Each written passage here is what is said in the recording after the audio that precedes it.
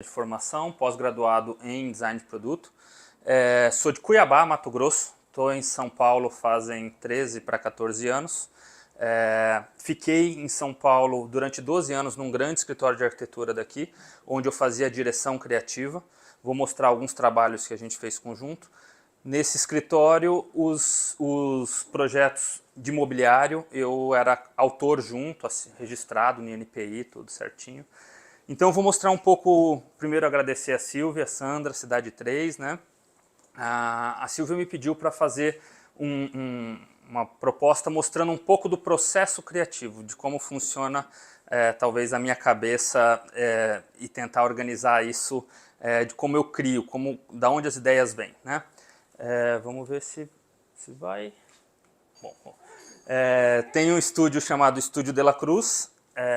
A gente está localizado ali na Galeria Metrópole, no centro de São Paulo, junto com amigos ali durante a pandemia, no início da pandemia, eu, a Desirê, tem a Nia do design, o Bruno e a Joamora, a gente alugou espaços na Galeria Metrópole e lá, quando a gente entrou, estava muito abandonada, assim, estavam cerca de 70% dos espaços para alugar. E a gente começou a fazer um trabalho planejado, articulado de ocupação desse prédio, que é um ícone da arquitetura moderna brasileira, um prédio do Salvador Cândia com o Gasperini. Para quem não conhece, é um prédio lindíssimo. Então hoje nós já somos em mais de 20 designers de produto lá. Eu ajudei a levar 18 amigos para lá, cada um com seu estúdio, e enfim. Então nós estamos localizados lá, o nosso estúdio, nosso ateliê. Bom, vou mostrar um pouco, primeiro uma parte mais burocrática, tentando sistematizar, e depois com exemplos que eu acho mais legal. Eu acho que eu estou tampando vocês, né? Então vamos lá, como funciona essa fase de criação? Primeiro, em cima de um surgimento de uma ideia ou demanda de um produto. Tive uma ideia e, diferente da arquitetura que vem um briefing, às vezes você tem uma ideia do nada e você pode viabilizá-la. Ou demanda de um produto. Basicamente são esses dois nortes. E ali a gente vai por busca de referências. A maioria das minhas referências não são ligadas ao design. A maioria delas vem ligada à arte, ou à arquitetura, ou à literatura, fotografia, cinema. Então isso é uma coisa que eu prezo nos colaboradores do meu time, é a busca por construção de repertório. Aí a gente vem sempre para o croquis, a gente começa de fato à mão todos os nossos projetos. No nosso estúdio a gente tem uma parede de cortiça, onde a gente coloca todos os croquis que a gente faz. Para onde eu vou com um caderninho, sempre. Se eu vou para a balada, tem um caderninho pequeno no bolso. Então, é um pouco isso. A gente sempre registra. Visitas fornecedores nem sempre é obrigatório, né? Então, surgiu uma demanda, a gente começa uma pesquisa ou não e começa a buscar possibilidades. A gente começa a modelagem, depois o croquis, modelagem inicial, definição de materiais e algumas renderizações. Eventualmente maquetes físicas, não é sempre, eu faço menos do que gostaria maquetes físicas, mas faz parte do nosso processo. Passou para isso, a gente ainda na fase de criação, a gente coloca a fase de anteprojeto, que é uma apresentação externa com cotas prévias. Então, para alguma fábrica, alguma coisa do tipo. E um desenho técnico para orçamento, mais quantitativo, sem entrar tanto no detalhe. E nessa discussão, eu começo a discutir alguns detalhes com a fábrica e aprendo muito com eles. Busca de fornecedores e orçamentos prévios, equalização desses orçamentos e orçamento para o cliente. Por que orçamento para o cliente? Muitas vezes os arquitetos me procuram para fazer desenhos específicos, uma mesa de jantar, uma cadeira, então eu vou mostrar algumas, uma cadeira para um hotel que a gente fez, aparador, uma série de produtos. Então a gente começa por aqui. Com a aprovação do cliente, a gente vem para a prototipagem, e aqui é prototipar até ficar bom. Então essa setinha aqui, ela vai e volta. Recebimento do protótipo com possível visita à produção, relatório de prototipagem. Então tudo que a gente falou na fábrica, estou desenhando uma cadeira, conversei, eu não deixo só conversado. Foto, uma apresentação de PowerPoint, tudo registrado, para não ter, mas eu imaginei que era dessa forma, não. Tudo sistematizado. Além disso, que é esse relatório de prototipagem, a gente vem para ajustes e alteração, né, da modelagem 3D em cima eventualmente de um protótipo. Você vai avaliar questões de proporção, que não deu para ver em fase de projeto, né, revisão do desenho técnico, né, e ações de protótipo. Passado isso, o que a gente vem? Vem para a fase de executivo. Em fábricas de grande escala, eles geralmente fazem o próprio executivo e fornecem o que a gente chama de shop drawing, que é um desenho da fábrica, um desenho de montagem. E a gente pega esse shop drawing e absorve no nosso desenho executivo. O desenho executivo nosso, a gente acha que tem um bom nível de detalhamento. Uma cadeira sai em torno de 13 a 17 páginas de executivo de uma cadeira. A gente detalha todo o parafuso, tudo. Enfim, entender se a alteração de prototipagem foi para o produto final. A gente entra numa fase de pós-venda se houver alguma danificação ali na entrega e tal, mas antes disso a gente tira foto em estilo na fábrica ou em estúdio. Então eu levo um fotógrafo para a fábrica muitas vezes, ou às vezes na casa do cliente final eu não vou ter espaço para fotografar. A gente faz esse recebimento e acompanhamento da peça. Então há 2 semanas uma escola de arquitetura pediu uma mesa sem emendas de 3,5 por 1,5. E era em pedra e tal, para içar eram 9 pessoas, para colocar na máquina de içar no 17º andar, enfim. Então a gente acompanha isso, montagem no cliente final. No recebimento, avaliação de possíveis patologias decorrentes de entrega e eventuais reparos, né? Depois disso tem a fase de divulgação, são fotos em estilo, fotos ambientadas, texto e ficha técnica bilíngue e direcionamento para a equipe de imprensa e divulgação. A gente tem uma equipe de comunicação dentro do estúdio, ou de design gráfico, né? A gente chama de comunicação ali dentro. Bom, vamos na prática. Eu vou começar a falar do projeto recente. Esse aqui é a Nídia Rocha, ceramista, amiga minha, e ela me convidou para lançar, para a gente desenvolver umas luminárias em cerâmica. Isso no ano passado. A gente passou o ano passado inteiro desenvolvendo essas luminárias em cerâmica, buscando as mínimas espessuras. Então a gente estourou um monte de fornada, estourou, enfim, que a gente queria que fosse tão transparente a ponto dela ser translúcida. E enfim, aqui são croquis, né, mostrando o processo, né, de fazer. Ela fica secando durante um bom tempo, tem queimas, são 2 queimas, uma em baixa temperatura, sai o biscoito, a gente vitrifica por dentro, e uma segunda queima, e aí monta-se as luminárias. Então, a ideia veio, da onde veio a ideia dessas cerâmicas? A Nídia tem um trabalho lindo com os pratos, e ela um dia me falou: Gabriel, acho que eu já esgotei essa possibilidade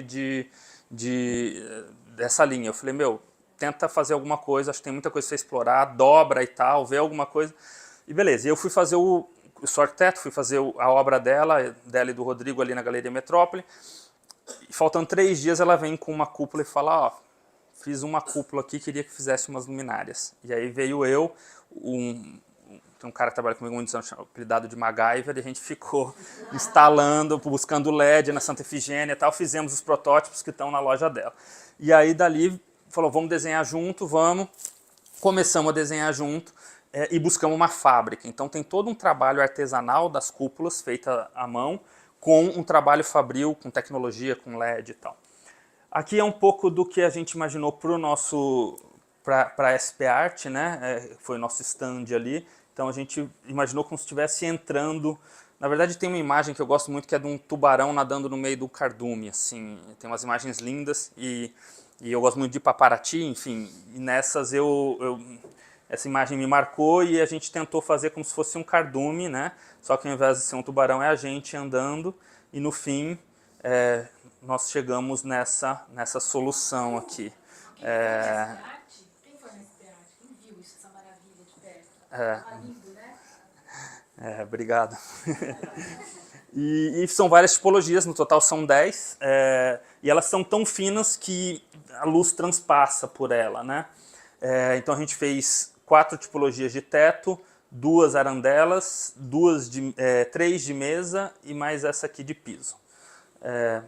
Um pouco um ano de processo aí, ao longo de 2023, e a gente já tinha lançado na DW do ano passado e mostrou para o público numa feira na SP Art desse ano.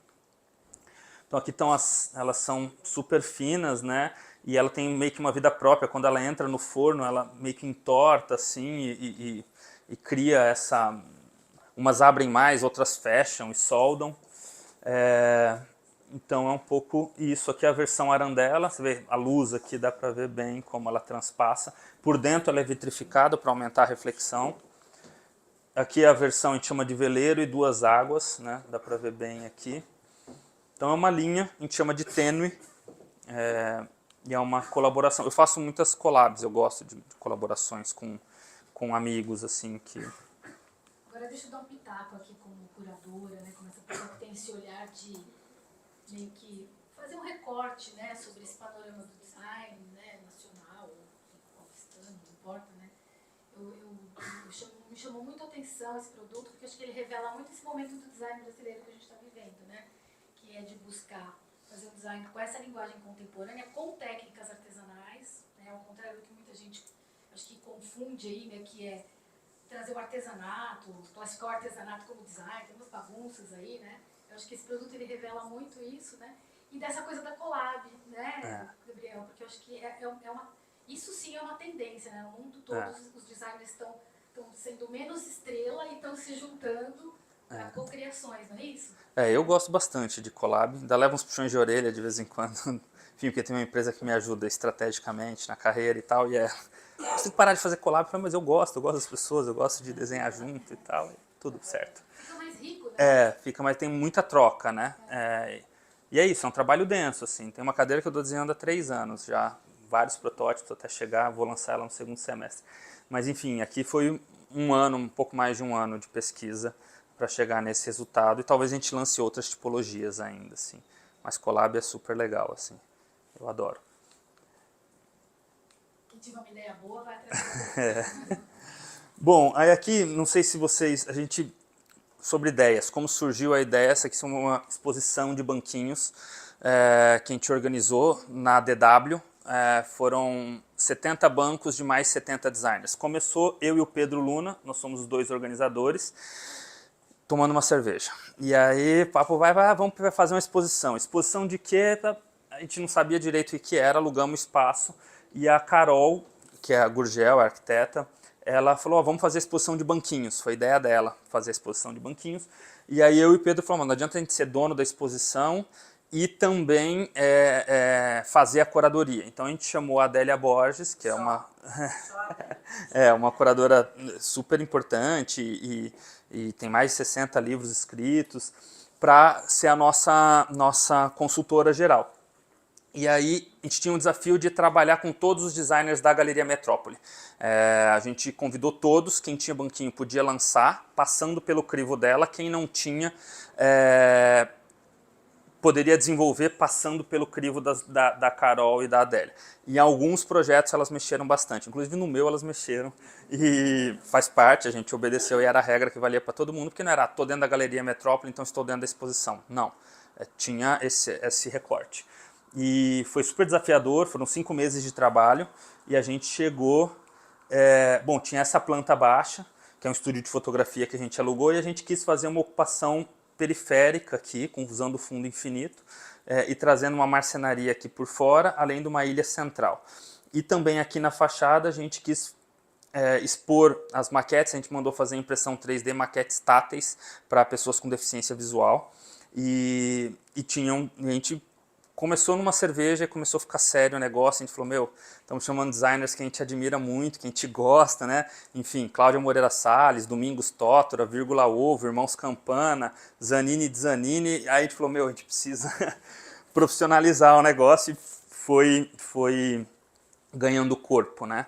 E o resultado final foi um pouco isso, a gente expôs aqui, a gente usou as cores de Janete Costa, é uma arquiteta e designer que usava muitas cores na expografia, ela é de Recife, morou um tempo no Rio e tal, já falecida. A Cher Williams estava lançando as cores de Janete, queria lançar as cores de Janete em São Paulo, tinha feito um pré-lançamento na Semana Criativa de Tiradentes, então a gente usou as cores de Janete na expografia, e o desafio da cor para mim, eu vim de uma escola de uma arquitetura com bases mais neutras, então me desafiava a usar essas cores. As cores de Janete eram 12 e a gente conseguiu usar 5 na expografia. Foi um pouco isso, então a gente pintou tudo dessa cor, os tablados de outra cor, e foi esse o resultado, né? São 70 bancos de mais de 70 designers diferentes, porque alguns também eram collabs. E na fachada a gente soldou aqui, colocou as maquetinhas expostas. As cores de Janete também estavam representadas aqui, pintadas nas cores. A gente teve o apoio da FGV Art também, além da Cher Williams. Aqui as fotinhos das maquetes. Das impressões 3D, a gente teve o apoio do Teto Casa para pessoas com deficiência. Eles podiam tocar, quem não, tinha uma pessoa que orientava durante o processo ali. Tem muita gente que lamentou não ter visto, né? Porque não pôde vir para São Paulo nessa ocasião e acabou se lamentando. A exposição foi durante o DW? Foi, durante a DW. E a linguagem do croquis faz muito parte do nosso dia a dia. No caso aqui a gente contratou 2 ilustradores.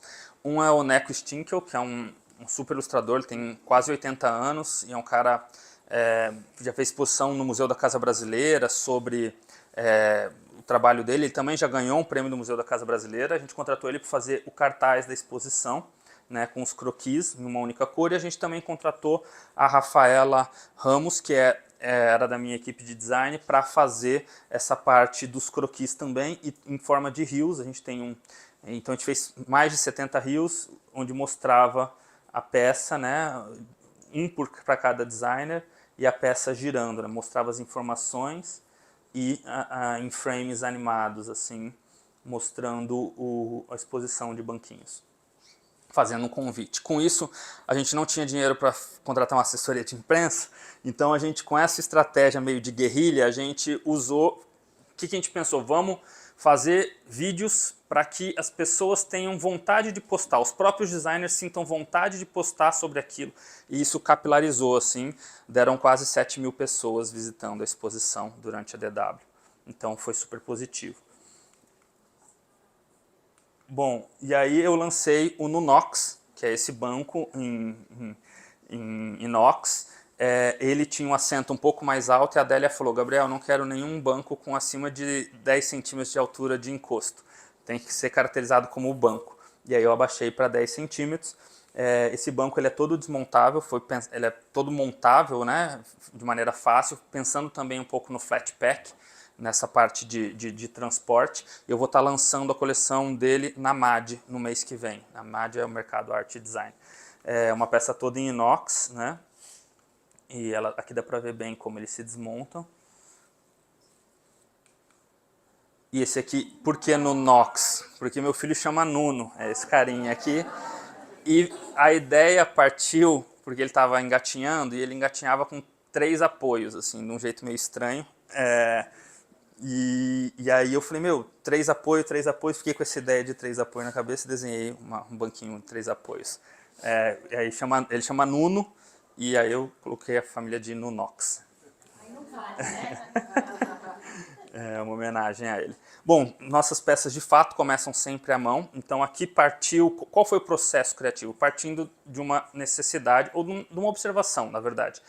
A minha companheira, ela tem mania de chegar em casa, ela tira os brincos, os anéis e espalha pela casa. Mesa lateral, mesa de centro, na TV, na pia da cozinha, na mesa de cabeceira e tal. E eu falei para ela, vou desenhar uma luminária que você possa guardar as suas joias ou suas bijuterias e tal. E por isso chama luminária D, em homenagem a ela chama Desirê, e a luminária chama luminária D. A gente começa sempre com um croquis, de fato, e ela é uma luminária que você faz uma espécie de dimerização mecânica. Você vai girando a bolinha e vai fazendo um controle da luz, com mais luz ou menos luz, né? De acordo com o que você... E é ótimo para quem tem criança também, viu? Funciona bem essa dimerização. E... Enfim, aqui tem um pouco no vídeo uma sobreposição de várias fotos.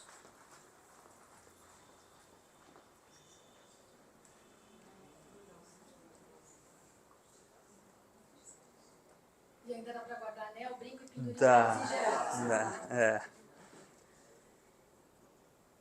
Você deixou um em cada canto da casa. Eu tentei condensar em só uma, na verdade. Melhorou, mas não resolveu por completo, não. Ela foi finalista do prêmio do Museu da Casa Brasileira. Enfim, e aqui é um pouco como ela funciona. Ela é em madeira, a base em madeira, tem uma versão madeira ebanizada também. É um pouco isso.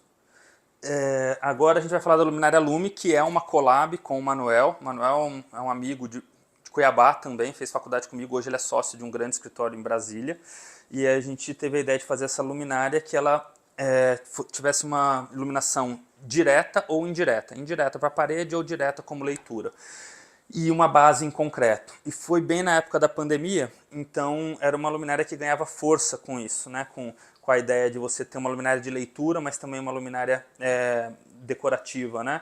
E a gente desenhou ela, e ela ganhou o prêmio do Museu da Casa Brasileira em primeiro lugar e o prêmio do IAB também, na categoria design, né? Dá para ver ela aqui como leitura e iluminação indireta. Então partiu de uma necessidade, de uma observação, enfim, do dia a dia, do uso. E essa aqui foi uma das primeiras peças minhas, que é a estante Ido. Basicamente eu vi essa escultura na MAD de 2014, na DW de 2014. A escultura, eu não conhecia esse artista, chamava Arnaldo, e eu vi ela e bati essa foto tosqueira mesmo. E aí eu falei, meu, isso aqui daria para fazer uma estante com essa ideia. Então eu observo muitos trabalhos de artistas e me gera alguns tipos de gatilho. O resultado é completamente diferente, mas o gatilho, a ideia central, basicamente era... E aí eu fui pesquisar sobre esse cara, né, sobre o Arnaldo, e ele trabalhava muito essa história do eixo e coisas que giravam à volta do eixo. E a gente, então, fiz o croquis rápido ali com uma ideia, e depois um arquivo SketchUp e tal, modelagem, passei um ano tentando desenvolver ela, e aí quando consegui, é um móvel também para pequeno espaço, então essas prateleiras viram bancos, né? Tudo isso aqui são prateleiras que você vai plugando ou desplugando, e eu morava na época num apartamento super pequeno e gostava de dar festa, então quando dava festa eu tirava inteira e viravam banquinhos, e quando não, ele ficava como uma estante decorativa e tal. Então dá para ver ela aqui com os banquinhos, ou totalmente ocupada como uma estante de fato. Ela vendeu muito tempo numa loja da Gabriel, aqui a Carbono, e o ano passado eu tirei da Carbono, tá só no meu estúdio. Ali, tá. Então, essa aqui é uma outra, é uma mesa, chama mesa Pinot, em homenagem a esse artista Pinot Galizio. Eu estava no Tate Museum, em Londres, e aí eu vi a escultura, essa escultura aqui. E eu falei, meu, isso dá uma mesa de centro. Então, gatilho, né? Desenhei rapidão e modelei no SketchUp. A partir de então, aí achei que estava um pouco poluído, suprimi uma das partes, virou essa mesa que ela poderia servir de revisteiro, uma parte em vidro, e você poderia esticar ela ou deixar ela abaulada. E aí a foto dela, aqui eu fiz uma parceria com uma empresa de tapetes, e eu subverti o uso do tapete, trazendo o tapete para o mobiliário e levando ele do chão. Isso. Isso foi em 2019. Essa outra aqui, então eu trouxe elementos que pudesse trazer esse gatilho da criação, tá? Tem vários outros produtos dentro do estúdio, assim, é que esses têm umas características mais marcantes. É legal a gente entender qual é o processo, né? Porque muitas vezes vê uma peça pronta e não sabe exatamente como é que ela surgiu. Né? E eu acho que, inclusive, no ponto de venda, quando você coloca numa loja, isso tudo, essa experiência empobrece, né? Porque o vendedor às vezes não sabe explicar, né? O designer queima tanto que depois acaba sumindo toda essa história. Legal você contar. Bom, é isso. A Silvia pediu para mostrar, então eu estou mostrando os bastidores mesmo aqui, as fotos. Eu gostei. Aqui são fotos amadoras, enfim, eu estava no News Museum em Berlim, e minhas viagens sempre são viagens relacionadas à arquitetura, cultura, mas eu misturo com coisas vermes também, encher a cara, ficar doidão, enfim, balada e tal. Tá?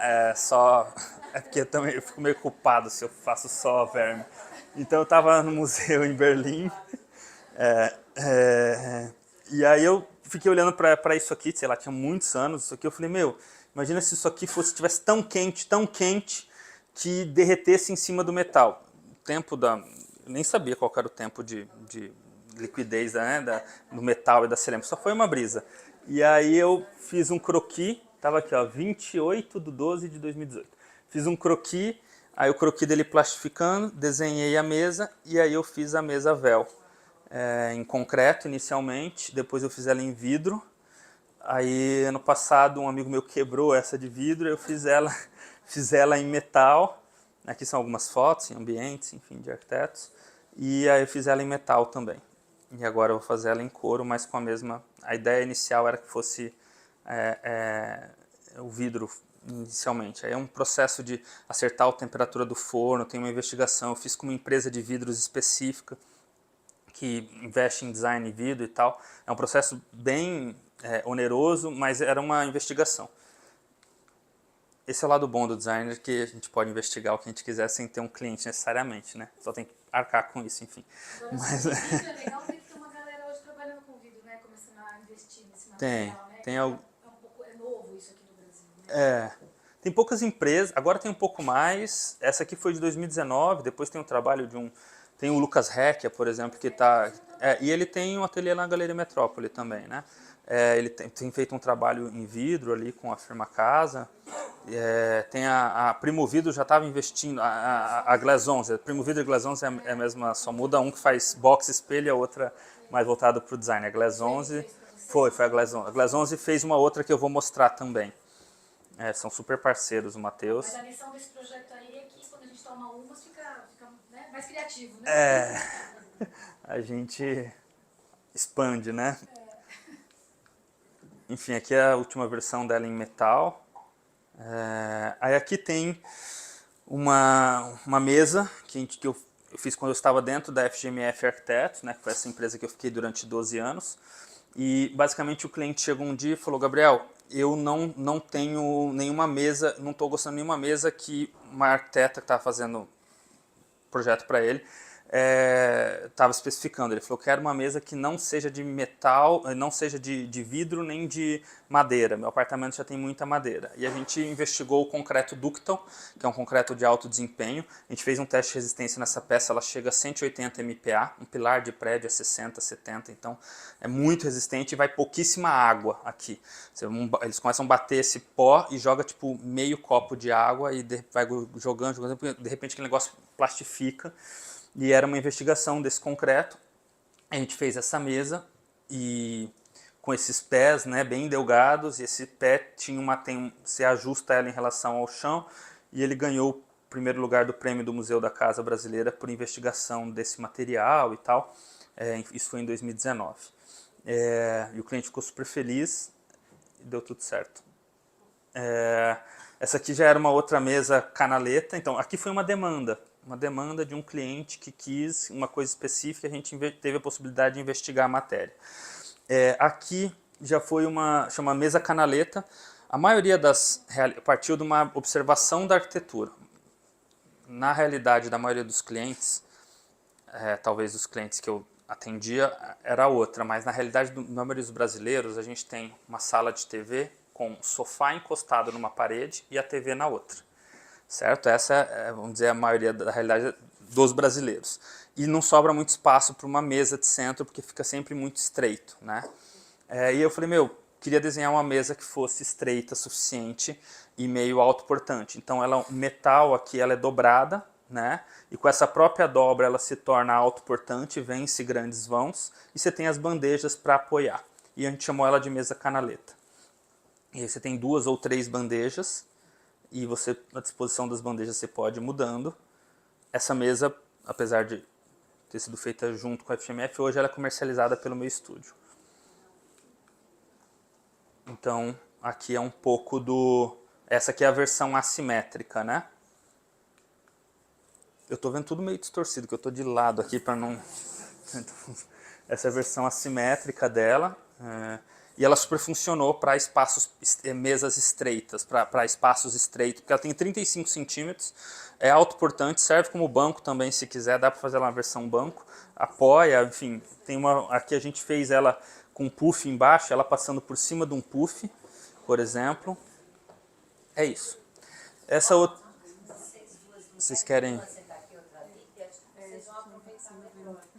Mas tá ótimo. Vai lá, vai.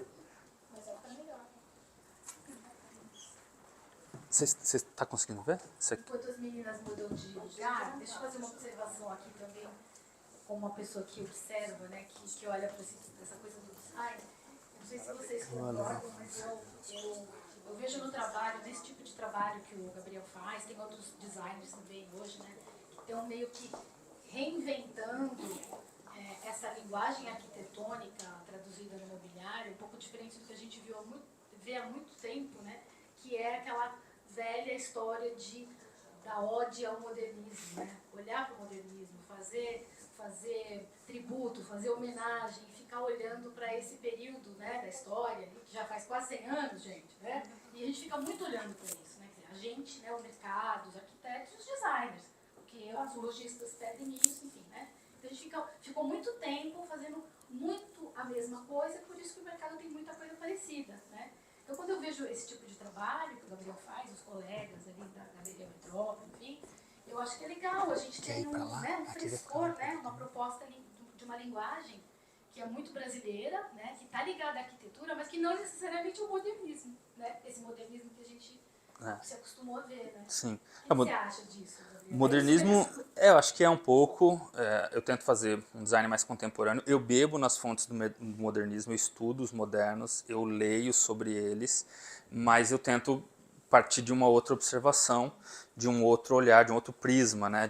Tentando observar as necessidades ou algumas coisas, como sou arquiteto, eu observava algumas necessidades como arquiteto também, e isso me gerava algumas reflexões e depois transformava em produtos, como a mesa canaleta mesmo, né? O fato de você não usar só a madeira, né? De você usar outros materiais já é um passo adiante, né? Tem isso de... Tem um norte no nosso estúdio que é tentar o desenho simples. É uma tentativa, é uma busca. Não que eu vá conseguir, não que eu consiga sempre, mas é um norte, é a busca pelo desenho simples. Então, dentro disso, um pouco, não é o minimalismo que eu estou falando, tá? É a busca pelo desenho simples, bem resolvido e o desenho que dure, tá? Eu tenho uma preocupação com peças que durem muito tempo. Então você pega o banquinho de inox ali, eu nem sei quanto tempo dá para estimar que o inox ficaria... O inox é o material que eu estou explorando agora, nesses meses, né? Não sei quanto tempo ele ficaria ativo, por exemplo, na natureza sem grandes degradações. Mas é importante para mim que ele seja durável, assim, porque eu acredito que um móvel durável você faz uma vez, você é sustentável com essa ação, né? E aí é lógico, tem outros ciclos de sustentabilidade também, que é muito mais amplo que só a durabilidade. Bom, acho que o Microsoft está pitando aqui, não sei exatamente o que é. Bom, aqui eu estava em Roterdã e estava um baita frio e eu cortei caminho por dentro de um hospital para chegar no estacionamento. E eu vi essa escada. De frente ela ficava translúcida, de lado ela ficava opaca. Na mesma hora eu falei, meu, isso dá para fazer uma mesa de centro. mesa de jantar. E falei, meu, fui lá, desenhei, mandei pro meu time. O time modelou, né, fiz os croquis, eles modelaram. E tinha uma cliente que queria uma mesa de jantar, a gente apresentou e ela dá, de certa forma, um efeito cinético. Essa mesa de jantar hoje é vendida na Líder Interiores, vende super bem, enfim. Na minha saída da FGMF ficou com a FGMF, a comercialização, né, via Líder, mas ela tem esse efeito cinético aqui, então esse é o primeiro, é o protótipo da cliente e depois virou um produto de fato. Mas a gente, na hora de vender, fala que foi uma pesquisa sobre efeito cinético, não sei o que. Mentira. É isso aqui, ó. Nada mais é do que a observação de uma escada de hospital, aqui translúcido, ali de lado opaco, deu a ideia, tá? O resto é historinha pra... Na saída todo mundo tem que se comprometer a assinar um termo, é sigiloso. Mas assim, a ideia de certa forma existe um efeito cinético na escada, mas a busca não foi pelo efeito cinético, e sim pela observação de uma escada mesmo. Enfim, é essa peça. E depois a gente tem aqui o aparador desvio, vou começar ele por um vídeo. Um cliente... Vídeo? Ah, não. Cadê o vídeo? Ah, tá aqui. Um cliente pediu para desenhar uma mesa de jantar. Amorfo, aquele que tinha vontade de olhar sempre para todo mundo. A gente desenhou, da família Paliteiro, e sobrou um espaço residual aqui. E aí a gente queria colocar um aparador. Eu não sei como faz aí. Aperto para frente, né? Deve ser.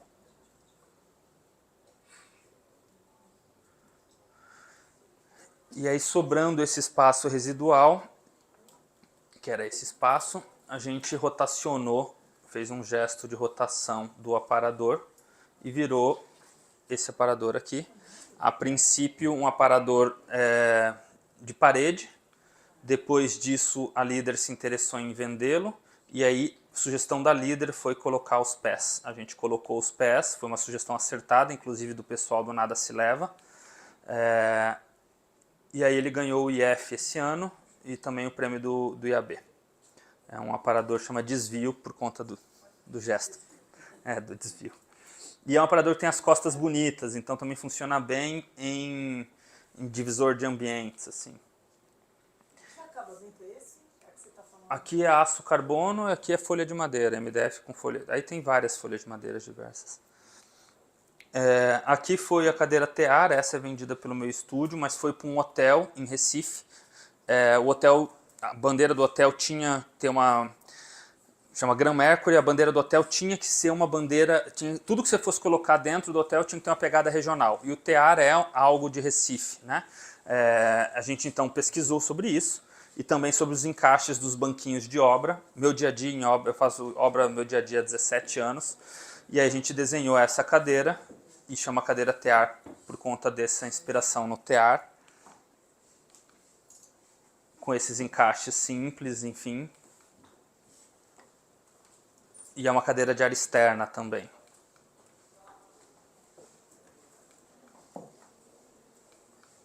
E aí agora a gente está desenvolvendo a poltrona Tear também. Aí esse